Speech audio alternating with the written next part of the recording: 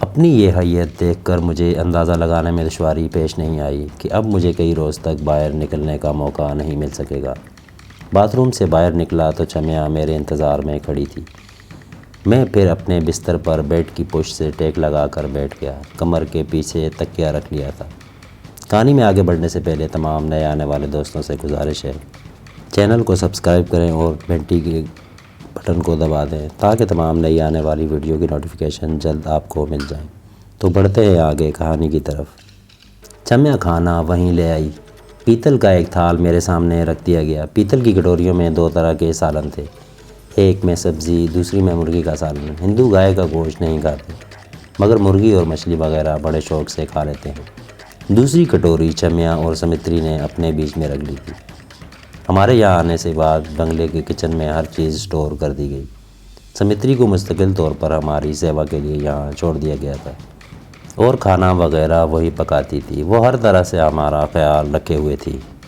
میں تقریباً 12 دن تک اس بنگلے میں قید رہا۔ ہلدی تیل کی ریگولر مالش سے میری چوٹیں ٹھیک ہو گئیں اور اب مجھے کسی قسم کی تکلیف نہیں تھی۔ پنڈت بیرو سنگھ سے اب 24 گھنٹوں میں صرف ایک بار ملاقات ہوتی تھی۔ اس کے مندر میں ناگراج کے جاسوس موجود تھے، کوئی یاتری کے بیس میں اور کوئی پجاری کے بیس میں۔ اس لیے بیرو خاصا محتاط ہو گیا تھا۔ وہ رات 11 بجے کے قریب آتا اور تقریباً 1 گھنٹہ بیٹھ کر واپس چلا جاتا۔ اس سے مجھے ساری معلومات حاصل ہو رہی تھی۔ ناگراج کے آدمی اب بھی میری تلاش میں تھے۔ میں اب باہر نکلنا چاہتا تھا۔ بہت آرام ہو چکا، میں یہاں پڑے پڑے بور ہو گیا تھا۔ دراصل میری فطرت ایسی نہیں تھی کہ میں کسی جگہ ٹک کر بیٹھا رہتا، میں تو متحرک رہنا چاہتا تھا۔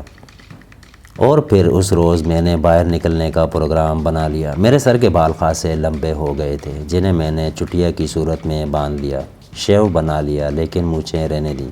البتہ ٹھوڑی پر دائیں طرف ایک تل سا بنا لیا۔ بائیں کان میں 1 عدد بندہ بھی پہن لیا۔ اس کے لیے مجھے کان چھیدنے کی ضرورت نہیں پڑی۔ سمتری کے پاس کلپ والے ایسے بندے موجود تھے جنہیں کان کی لو پر چپکایا جاتا تھا اور دیکھنے والے کو پتہ بھی نہیں چلتا تھا کہ یہ کلپ والا بندہ ہے یا کان چھیدا ہوا ہے۔ میرے بائیں بازو پر گولی کے نشان کا زخم موجود تھا۔ اسے چھپانے کے لیے میں نے پورے آستین والی قمیض پہن لی تھی اور بیلا سے چھینا ہوا پستول بھی پینٹ کی جیب میں رکھ لیا تھا۔ میری جیب میں اچھی خاصی رقم بھی موجود تھی۔ اس حلیے میں مندر کی طرف سے نکلنا حماقت تھی، اسی لیے میں نے بنگلے کے گیٹ والا راستہ ہی اختیار کیا تھا۔ باہر جانے سے پہلے میں نے چمیا کو بتا دیا تھا کہ اگر رات کو واپس نہ آ سکوں تو پریشان نہ ہو۔ گیٹ سے باہر نکلتے ہوئے میں نے آنکھوں پر تاریک شیشوں والا چشمہ بھی لگا لیا تھا۔ جس وقت میں گیٹ سے نکلا اس وقت شام کے 6:30 بج رہے تھے۔ کچھ ہی دیر میں سورج غروب ہو جاتا، لیکن میرے لیے اس سے کوئی فرق نہیں پڑتا تھا۔ میرے حلیے میں بڑی حد تک تبدیلی آ گئی تھی اور میں مطمئن بھی تھا، کیونکہ اب بھی صرف بیلا ہی ایک ایسی ہستی تھی جو مجھے پہچان سکتی تھی۔ اس رات کاٹیج میں میری داڑھی مونڈ کر جن لوگوں نے میرا اصلی چہرہ دیکھا تھا انہیں ناگراج نے مروا دیا تھا۔ کوئی مجھے شناخت کرنے والا نہیں تھا اور بیلا سے فوری طور پر آمنا سامنا ہونے کی توقع نہیں تھی۔ پنڈت بیرو نے مجھے چند ایسے ٹھکانے بتا دیے تھے جہاں ناگراج کے پاس خاص آدمیوں سے مدبھیڑ ہو سکتی تھی۔ بیرو نے جو اڈے بتائے تھے ان میں دریودن کے مرینا کلب کا نام بھی شامل تھا۔ دریودن کے بارے میں پنڈت بیرو نے جو باتیں بتائی تھیں وہ بڑی دلچسپ تھیں۔ کئی سال پہلے وہ پولیس میں حوالدار تھا۔ انسپکٹر شیام لال جے پور سے یہاں آیا تو اس نے جرائم پیشہ لوگوں کی سرکوبی کے لیے جو ٹیم بنائی تھی اس میں حوالدار دریودن بھی شامل تھا۔ وہ شیام لال کے زیادہ قریب تھا۔ اس کے ہاتھوں ناگراج کے 2 آدمی بھی مارے گئے تھے۔ انسپکٹر شیام لال کی سفارش پر اسے سب انسپکٹر کے عہدے پر ترقی مل گئی تھی۔ انسپکٹر شیام لال نے جب ناگراج کو گرفتار کیا تو دریودن بھی اس ٹیم میں شامل تھا۔ عام لوگوں کی نظروں میں انسپکٹر شیام لال نے ناگراج کو سلاخوں کے پیچھے بند کر کے ایک بہت بڑا کارنامہ انجام دیا تھا۔ اب ناگراج نہیں بچ سکے گا۔ اس کا مقدمہ عدالت میں پیش ہوگا تو اسے پھانسی سے کم سزا نہیں ہوگی۔ لیکن اسی رات بازی پلٹ گئی۔ چیف منسٹر رات ہی کو جے پور سے یہاں پہنچ گیا۔ ناگراج آزاد ہو گیا اور انسپکٹر شیام لال کو پولیس کی ملازمت سے نکال دیا گیا۔ وہ اپنے طور پر ناگراج کے خلاف کام کرتا رہا، مگر ایک روز اس کی لاش سڑک پر پڑی ہوئی ملی۔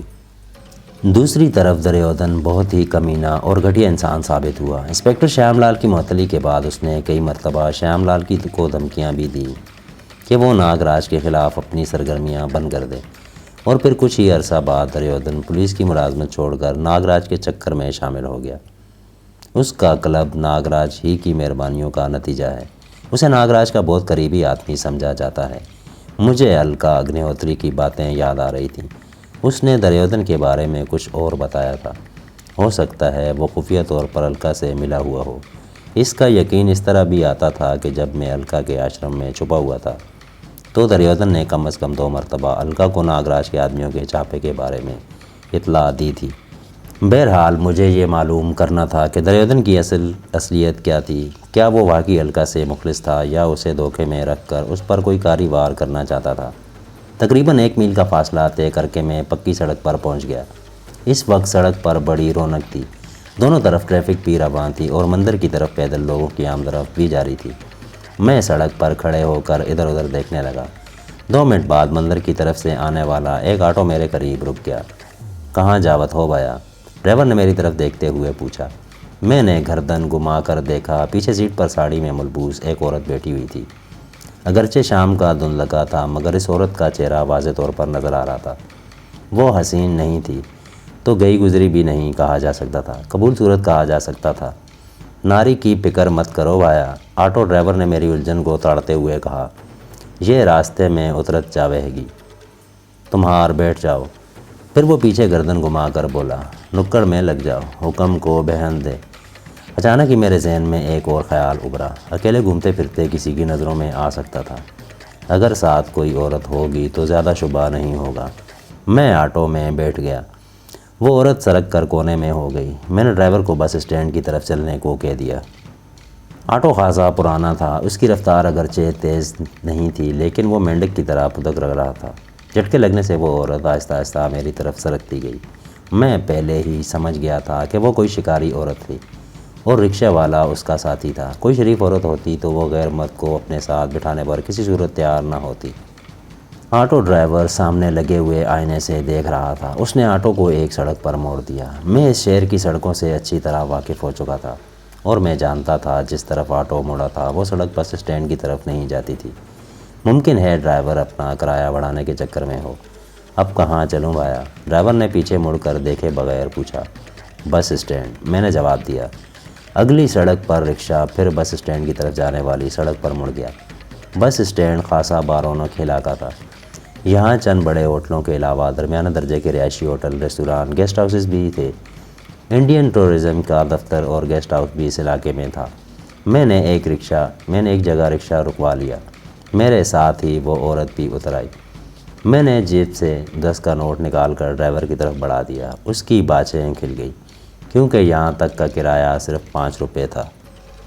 اس کا خیال رکھنا حکم، وہ نوٹ جیب میں رکھتے ہوئے بولا۔ رکشہ آگے نکل گیا۔ وہ شاپنگ ایریا تھا۔ دکانوں کی روشنیاں جگمگا اٹھی تھیں۔ میں نے پہلی مرتبہ اس عورت کی طرف دیکھا۔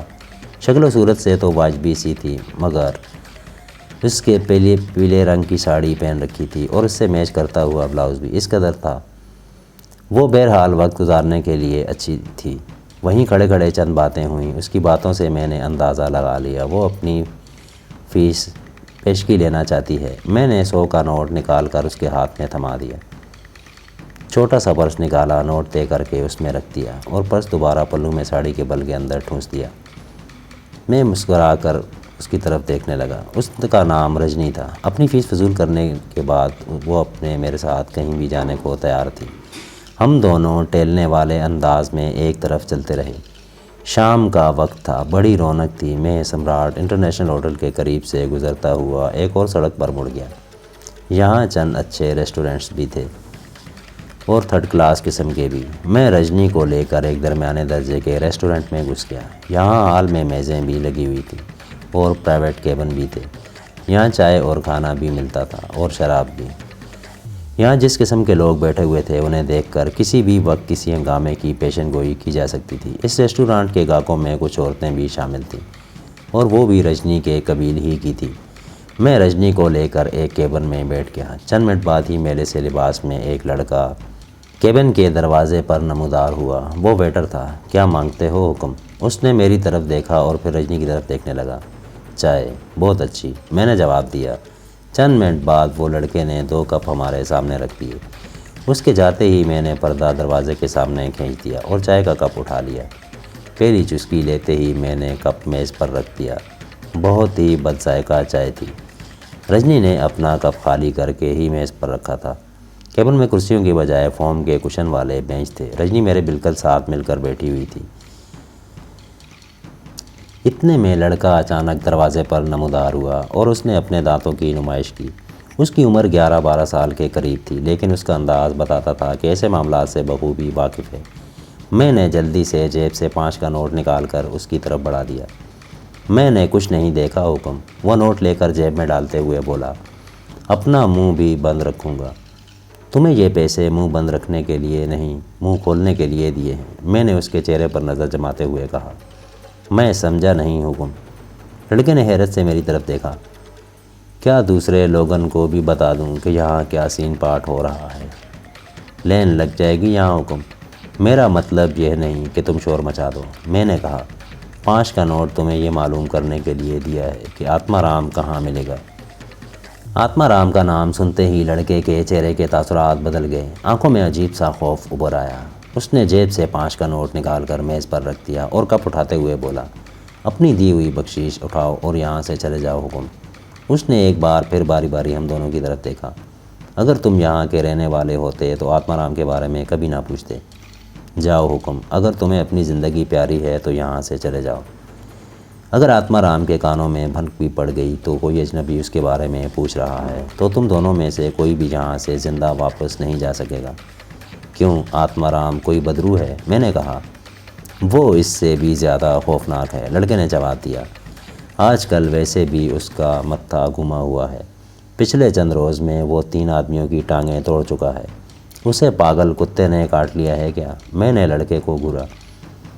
تم یہاں نئے آئے ہو اس لیے تمہیں معلوم نہیں ہے حکم، لڑکے نے جواب دیا۔ ایک پردیسی نے ان سب کا جینا حرام کر رکھا ہے۔ یہ لوگ اس کی تلاش میں ہیں، انہیں ہر اجنبی پر اس کا شبہ ہوتا ہے، اس لیے تم یہاں سے چلے جاؤ حکم۔ تم راجستھانی تو نہیں لگتے، بہت صاف اردو بول لیتے ہو۔ میں نے موضوع بدلتے ہوئے کہا، میں آگرے کا رہنے والا ہوں، لڑکے نے جواب دیا۔ فلمی ہیرو بننے کے لیے گھر سے بھاگا تھا، مگر بمبئی کی بجائے یہاں پہنچ گیا۔ اچھا ٹھیک ہے، میں نے گہرا سانس لیتے ہوئے کہا، صرف اتنا بتا دو کہ آتما رام کہاں ملے گا، ہم چلے جائیں گے۔ وہ رات کو 10 بجے یہاں آتا ہے، لڑکے نے جواب دیا۔ اگر اسے پتہ چل گیا کہ میں نے تمہیں اس کے بارے میں کچھ بتایا ہے تو وہ مجھے بھی زندہ نہیں چھوڑے گا۔ اب تم لوگ یہاں سے چلے ہی جاؤ تو بہتر ہے۔